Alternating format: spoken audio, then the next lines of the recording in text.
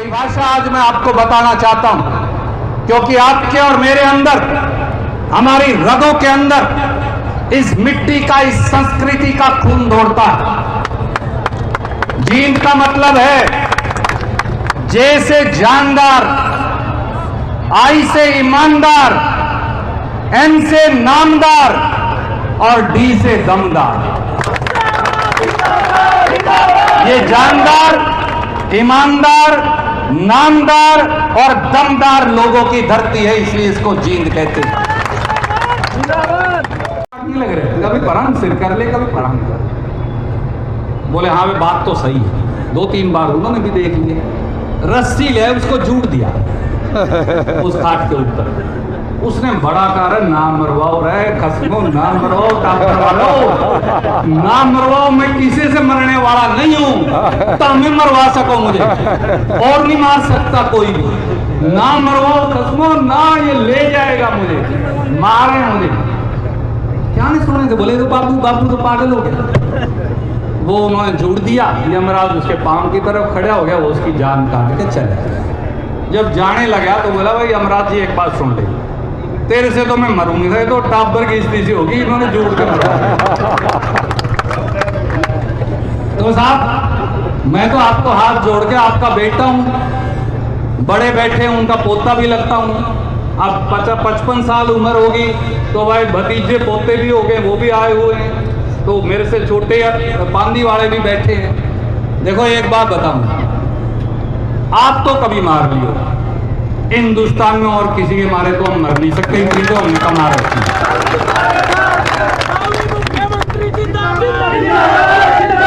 हमने भी ये सोचा उस समय, पंडित जी ने, मैंने चर्चा की, पंडित जी कोई बात नहीं, अपनी सरकार नहीं है, अगर मेरे मरने से जींद का भला होता है तो इनको एक एक मेरा टुकड़ा काट लेने दे, कोई दिक्कत नहीं।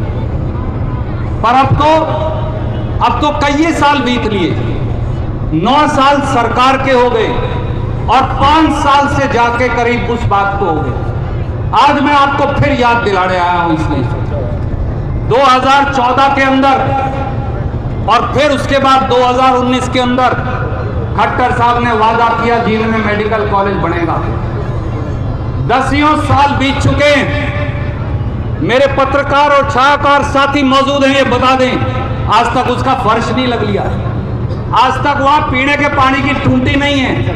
अरे जींद जिले के अस्पताल में आते डॉक्टर नहीं है, वहां कहां से मेडिकल कॉलेज बनाएंगे?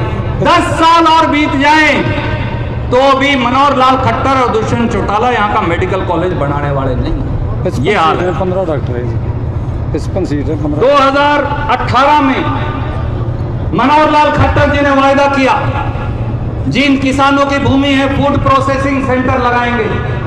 आज मैं पूछता हूं, जब उनकी सरकार के जाने का समय आ गया, कहां है दुष्यंत चौटाला जी, खट्टर साहब, वो फूड प्रोसेसिंग सेंटर? उस नाम की बहन जी कोई चिड़िया नहीं बची। 2019 में जब भाई इलेक्शन में आए तो मनोहर लाल खट्टर जी ने वायदा कर दिया, पत्रकार साथियों को याद होगा, दक्षिण बाईपास बनाएंगे जींद का, जो नरवाना से रोहतक रोड को जोड़ेगा। इक्कस इंटल संगतपुरा, कहां है वो बाईपास? उसे चश्मा लेके, लेंस लेके ढूंढते फिर आज तक पाया नहीं वो बाईपास। 2019 में ये कहा करते थे खट्टर साहब, उपचुनाव के अंदर जब आए, जींद में पेरिस जैसी सड़कें बनाऊंगा, कोलतार वाली पाड़ के ब्लॉक लगा के रुपये और खा गए। ये किया जींद के साथ। कोई ऐसी सड़क नहीं है जिसपे धर्म ना डिग जाए। 2020 के अंदर ये ये वादा किया आके कि जींद में ट्रांसपोर्ट नगर बनाएंगे। कहां है साहब वो ट्रांसपोर्ट नगर? जींद का 100 एकड़ में जो बनना था।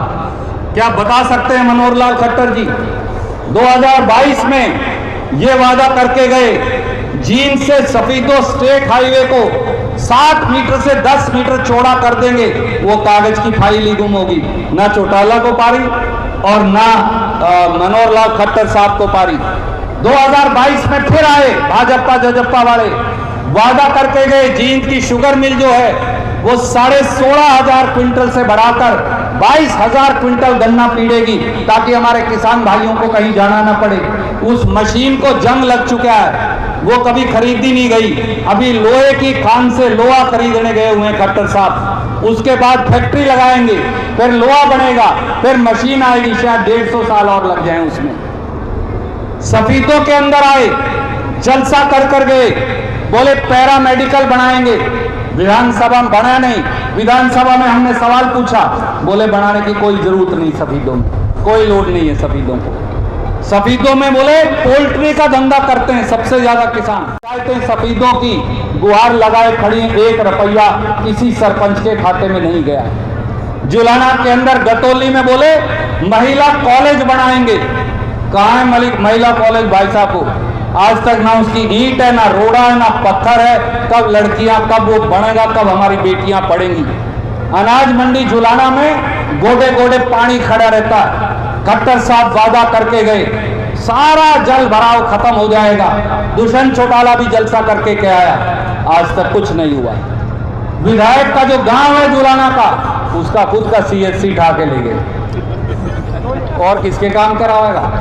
जो जजप्पा को विधायक है अपने गांव की, उसकी CSC लेगी सरकार उठाकर। जुलाना में स्टेडियम बनाने का वादा करके आए, आज तक वो स्टेडियम नहीं पाया। बालक जो है बैट बॉल लिए, वॉलीबॉल लिए घूमने लग रहे हैं, नेट कहां से लगावा बोले अभी कोई पता नहीं। उचाना के अंदर मंत्री भी है, डिप्टी चीफ मिनिस्टर भी है, महकमे का वजीर भी है। बोला बाईपास बनाऊंगा। कहां है भाई वो मनोज? आज तक तो बाईपास पाया नहीं। उचाना वाले, नरवाना वाले रोज टोने जाते हैं, रोज बना पाता, रात को सवेरे फिर गुम हो जाता, पा ही नहीं रहा। उचाना में यहाँ पत्थर भी लगा हुआ है। उचाना में बोले स्टेडियम बनाएंगे, उचाना में सरकारी कॉलेज बनाएंगे, कुछ नहीं मिला। यही नरवाना की हालत है। भारतीय जनता पार्टी ने अगर हमें कुछ दिया तो केवल और केवल धोखा दिया। और एक बात और कहना चाहता हूं, जींद को अगर कुछ मिला भाजपा और जजप्पा के शासन में, तो मिली गुंडागर्दी, दारूबाजी, नशेबाजी और इसके साथ साथ फिरौती और हत्या। ये खड़ा है मेरा भतीजा श्याम सुंदर बंसल का लड़का, इस मंच के ऊपर आज आया। इनके पिता की दिन दहाड़े हत्या हो गई। कल 12 गांव के लोगों ने जींद में प्रदर्शन किया क्योंकि किला जफरगढ़ के कृष्ण हमारे भाई की हत्या हो गई। आज तक कोई किसी हत्यारे का सुराग नहीं, कुछ नहीं होने लग रहा है। कापरछा के हमारे सरपंच मनीष भाई की हत्या हुई, कोई इलाज नहीं। अलीपुरा में स्कूल के संचालक सुरेश शर्मा, उसकी दिन दहाड़े हत्या हुई। उससे पहले उसके बेटे की हत्या हुई, कुछ नहीं। सफीदों के अंदर कलीराम जो अस्पताल है, वहां पहले फिरौती मांगी, फिर हत्या हुई, कुछ नहीं हुआ। देवव्रत ढांडा जो हमारे साथी, 1 करोड़ रुपए की उनसे फिरौती मांगी। दावत होटल का जो अपना मालिक है जींद के, 50 लाख की फिरौती उनसे मांगी गई। कैलाश गुप्ता जो जींद मंडी के व्यापारी हैं, उनके बेटे से 10 लाख की फिरौती मांगी गई। सफीदों में मलिक अस्पताल से, सफीदों में सहरावत अस्पताल से फिरौतियां मांगी गई, परंतु कुछ नहीं हुआ। सच्चाई ये मेरे बुजुर्गों साथियों, हमारे बंदे केवल और केवल हमारे बंदे अगर आया तो लूटपाट, हत्या, फिरौती, नशा, दारू, ये हमारे बंदे। तरक्की और विकास उनका, जो सत्ता के अंदर बैठे। परमात्मा ने भी इस बात के अंदर आप सबके सर पे छाया कर दी। और ये कहते क्या है? हरियाणा के मुख्यमंत्री कि हरियाणा के लोग कंधे से ऊपर, कहते हैं माजी कमजोर हैं। आज साबित कर दीजिए, ये समय आ गया है। वो नारनौद उकलाना बरवाला का इलाका हो, वो झुलाना जींद सफीदों उचाना नरवाना का इलाका हो, वो केरकल का इलाका हो, हम सबको इकट्ठे होकर संघर्ष करना पड़ेगा। और यहां तो अनेक संख्या में पंडित सियाराम जी बैठे हैं, हमारे ब्रह्म देवता बैठे हैं। मैं आज उनसे भी कहूंगा, हमारे ब्राह्मण समाज से भी कहूंगा, आप जाति से ब्राह्मण नहीं हैं, आप कर्म से ब्राह्मण हैं। कर्म सर्वश्रेष्ठ जिसका है, वो चाहे दलित समाजों में पैदा हुआ हो, मैं समझता हूं, मैं पंडित जी हमेशा कहते हैं कि वो ब्राह्मण है, क्योंकि ब्राह्मण अकेले जाति का नाम नहीं, ब्राह्मण कर्म का नाम भी है।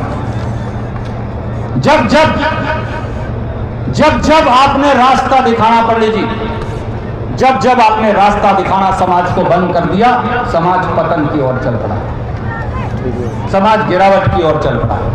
और जब आपने कांग्रेस पार्टी से मोह आपका भंग हो गया, आप नाराज हो गए, तो कांग्रेस का भी नुकसान हो गया, हम भी सत्ता से बाहर बैठे। पर 10 साल वो लोग जो कहा करते थे गरीब समाज को, बैकवर्ड को, एससी को, ब्राह्मण को, व्यापारी को, पंजाबी समाज को, जब उनका भला करेंगे, आज उनको किस मोड़ पे लाकर उन्होंने खड़ा कर दिया। इसलिए मैं केवल एक बात कहता हूं, मेरे दादा, काका, ताऊओं, भाइयों, आइए इकट्ठे होकर दिखा दीजिए। क्या आपका, जब मनोहर लाल खट्टर ये कहते हैं कि मैं फरसे से तुम्हारी गर्दन काट दूंगा, जब हमारी बेटियों को लेकर गंदे सवाल एचएसएससी के अंदर पूछे जाते हैं और उसी चेयरमैन को सस्पेंड करके दोबारा लगा दिया जाता है, जब एक गरीब ब्राह्मण कार्यकर्ता को पलवल और फरीदाबाद के अंदर स्टेज से उतारकर कपड़े फाड़कर मारा जाता है, तो आपका खून नहीं खोलता? मैं आपका बेटा आज 36 बिरादरी के मेरे भाइयों को, किसानों को, गरीबों को, बैकवर्ड को, एससी को, ब्राह्मण को, व्यापारी को, पंजाबी को, अग्रवाल सभा के हमारे साथियों को केवल ये कहने आया हूं, आइए इकट्ठे होकर दिखा दीजिए कि जींद जिले के हरियाणा के लोग कंधे से ऊपर घोड़े हो सकते हैं, हम यहां से बेवकूफ नहीं हैं। आपको नेस्तनाबूद कर देंगे, जड़ से मिटा देंगे भाजपा जजपा को इस पूरे इलाके से।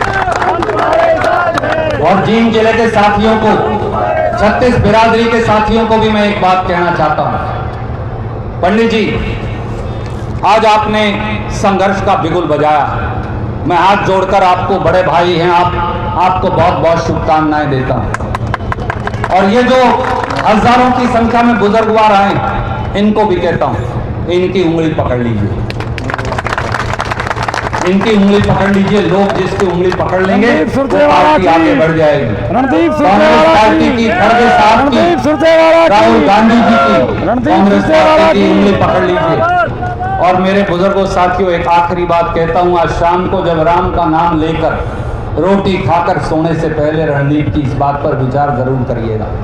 आज शाम को जब आप सोएं तो एक बात कहकर जाता हूं, अपने और पराये को पहचान लीजिए। आपका हिस्सेदार मांझी कौन हो सकता है? आपके बच्चों का भला कौन कर सकता है?